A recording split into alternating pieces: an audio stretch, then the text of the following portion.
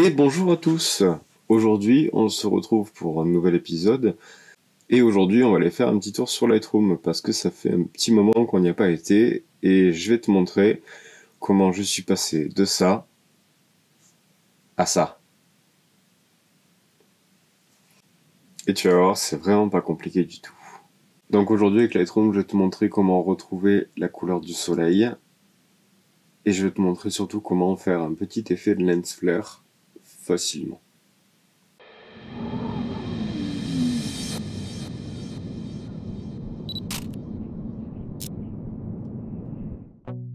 Et reste bien jusqu'à la fin de la vidéo parce que j'ai une petite surprise pour toi. Et nous voilà donc sous Lightroom. J'ai changé les deux photos. La première qui est retouchée, j'ai créé une copie avec la deuxième qui ne l'est pas. Donc on va voir comment passer de ça à ça. Déjà la première chose qu'on peut constater, c'est que la photo est quand même relativement bien exposée. Le soleil arrive à peu près de cet angle-ci, donc l'angle haut gauche, puisqu'on le voit taper sur le visage là. Jusque là, pas de problème. La balance est un petit peu froide, donc déjà on va corriger gentiment la balance des blancs.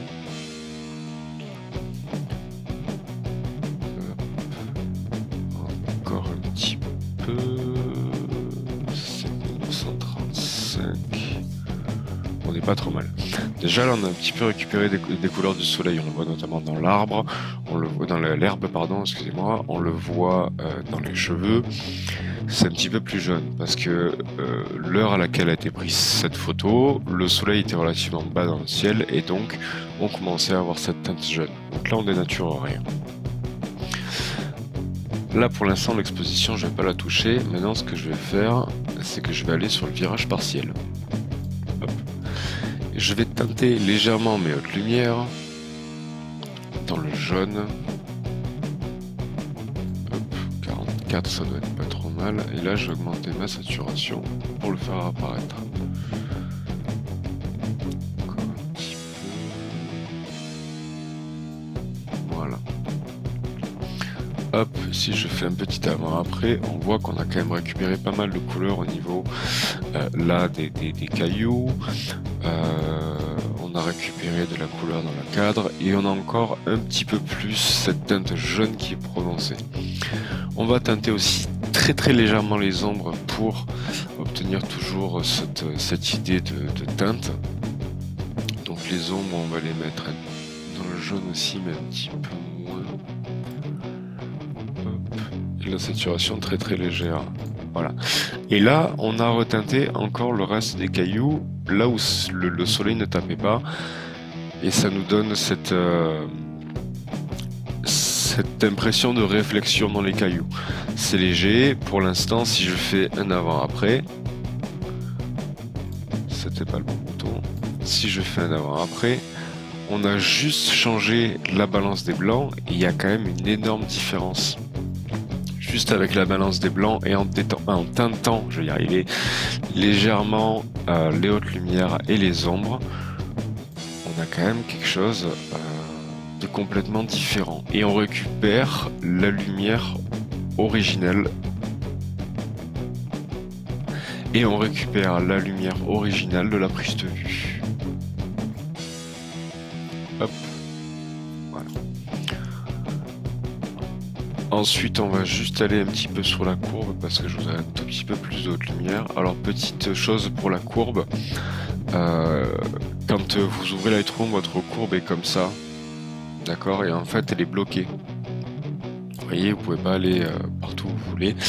Vous appuyez à côté de courbe à point linéaire, vous cliquez sur modifier la courbe à point.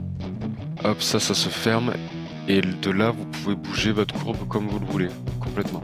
C'est-à-dire que si je prends vraiment le coin, je peux le descendre entièrement et je peux même passer ma photo en négatif.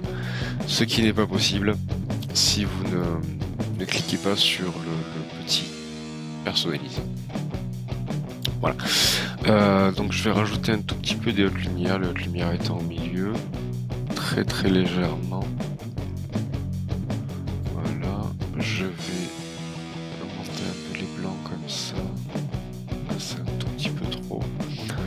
Je reprends un point ça pour rattraper dans les noirs. Et là je pense qu'on est pas loin de la vérité. Ouais, on a franchement pas mal là. Oh, première chose que j'ai oublié de faire, donc la toute première chose qu'on fait normalement c'est la correction de l'objectif que j'ai oublié. Donc, supprimer les aberrations chromatiques et activer le profil de correction. Le profil de correction retire la distorsion et retire le vignettage de l'objectif. Si je fais encore un avant-après, vous voyez, si j'enlève le profil de correction, là j'avais du vignettage que maintenant j'ai plus, et vous voyez que la photo se redresse aussi légèrement. Elle semblait un tout petit peu convexe, chose qu'on voit pas si on n'active pas le profil de correction, et maintenant on voit qu'elle est un tout petit peu plus plate. Voilà. Donc on va rester là-dessus.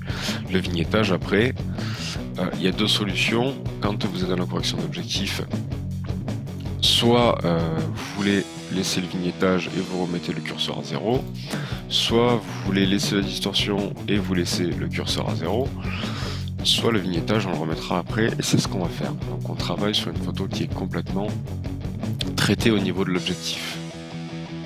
Donc là en soi, je pourrais m'arrêter là, rajouter un petit peu de vignettage, déboucher les ombres quand même, mais bon, il n'y a plus grand chose à faire sur cette photo en sachant qu'on a quand même gelé les lumières. Mais ce que je vais vous montrer, c'est comment ajouter cet effet de lens flare, comme si le soleil passait à travers l'arbre et venait taper dans l'objectif. Donc ce qu'on va faire, on va prendre un filtre radial. Pardon, je l'avais déjà fait. Sans fil. Donc, on va prendre un filtre radial. Voilà. On va l'inverser. D'accord. Et là, on va augmenter l'exposition à la mort. Voilà. Là, c'est pas trop mal. Et vous voyez déjà que c'est venu rattraper, en fait, derrière, là, dans les ombres. Le contour progressif est au milieu. C'est déjà venu déboucher un petit peu les ombres. On va baisser un tout petit peu la clarté parce que nous, on veut que ce soit flou, en fait. Dans le filtre, on veut que ce soit flou, on va le mettre un tout petit peu plus haut. Voilà. Et là, on va le coloriser. Donc, ce qu'on va faire, c'est qu'on va lui mettre une teinte jaune orangé. Voilà. Et on va le sursaturer, en fait, tout simplement. C'est pas trop mal comme ça. Hop. Et là déjà on a notre premier point. D'accord? Et on voit que si je le retire, voilà. Donc on est parti de ça, juste en rajoutant le filtre radial. Hop. Déjà on voit que ça nous a débouché les ombres et ça nous a réexposé un petit peu la photo. D'accord? Et maintenant je vais en faire encore un. Et celui-là je vais le faire en long.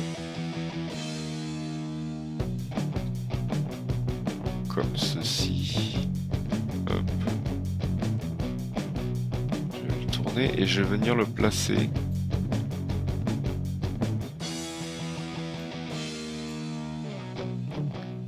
Pour qu'il démarre dans le premier, dans celui qui est circulaire.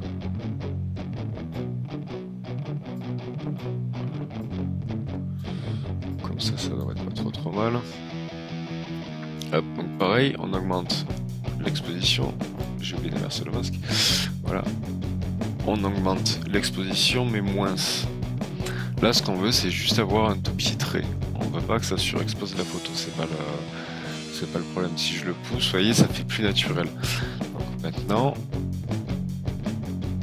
hop, légèrement l'exposition, légèrement la saturation aussi, très léger. Hein. Là, la clarté, on n'est pas obligé de la toucher. Vous pouvez la baisser un petit peu, mais on n'est pas forcément obligé. Et on va encore le coloriser. Donc pareil, petite teinte orangée. Par là, c'est pas trop mal. On va le saturer un petit peu moins, celui-ci.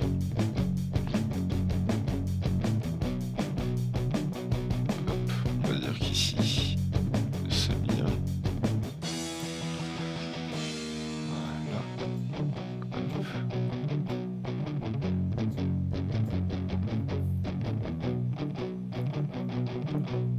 Positionner là, c'est pas trop mal. Et puis on va en faire un dernier.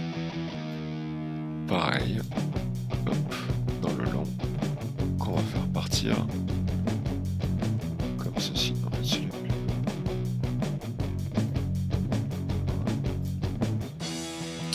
Donc pareil, hop, on inverse le masque, on augmente l'exposition très légèrement. Et puis on va le teinter, toujours dans les oranges. Et celui-là, on va le saturer beaucoup moins.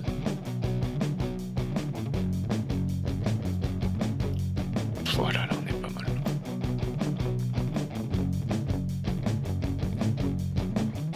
Voilà. Alors, le premier qu'on a fait est un petit peu trop fin, on va l'élargir. Hop. On va le faire.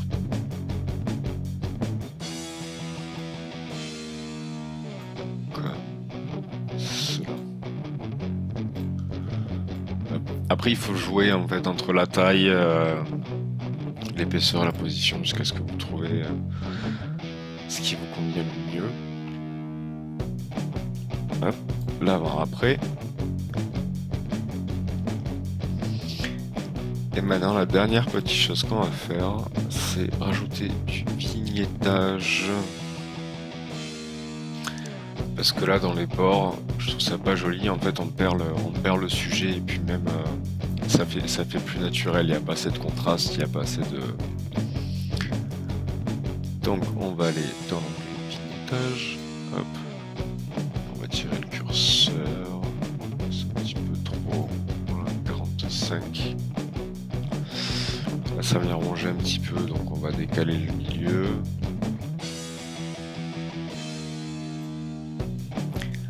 On va l'arrondir aussi. Parce que si je l'arrondis pas, je vais pas assez manger les bords, donc on va venir l'arrondir, vous voyez. Hop, si je le fais à fond, ça me le débouche en haut et ça vient me le boucher un petit peu plus sur le côté. Le truc c'est de trouver le juste milieu, bien entendu. Là on n'est pas trop mal. Les contours progressifs, chouïa plus pour que ce soit quand même pas trop marqué. Voilà. Et pour rattraper un petit peu de haute lumière en bas. Et ça vient travailler notamment ici.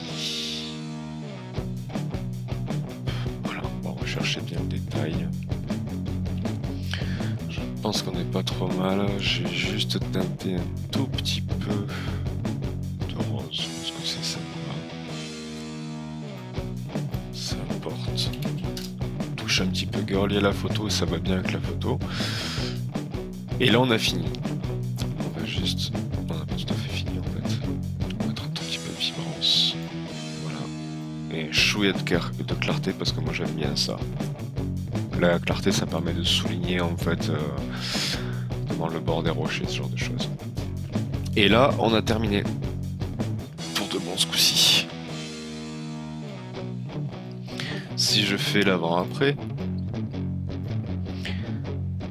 je vais vous l'agrandir. Voilà. On est parti d'une photo qui était très très froide. Et on a quelque chose qui est quand même beaucoup plus chaleureux et qui, même si vous pouvez me croire ou non, hein, on a quelque chose qui est beaucoup plus chaleureux, mais on a aussi quelque chose qui correspond beaucoup plus à la réalité, au moment où la photo a été prise. Vous avez vu quand même l'importance de la balance des blancs. Encore une fois, je pense que c'est vraiment la clé d'une photo. Alors bien sûr il y a l'exposition, etc. Mais la clé c'est vraiment la balance des blancs. Et pour te faciliter la tâche, et pour me faciliter la tâche à moi aussi, j'ai créé un preset contenant tout ce que je viens de te montrer.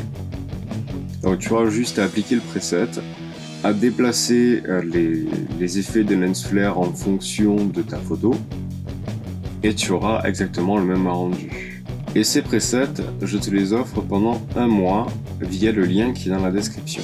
Tu as juste à le télécharger, l'ajouter dans Lightroom et l'appliquer à ta photo. Alors oui, je t'offre le preset, mais je te conseille quand même d'essayer par toi-même d'avoir le même rendu avant d'utiliser le preset afin de savoir comment fonctionne le preset et comment faire les choses. Sur ce, c'est fini pour aujourd'hui. J'espère que cette vidéo t'a plu. N'oublie pas le preset en description qui est disponible seulement pendant 1 mois. Comme d'habitude, abonne-toi, like la vidéo, active la cloche pour rien rater et puis on se retrouve dans 15 jours.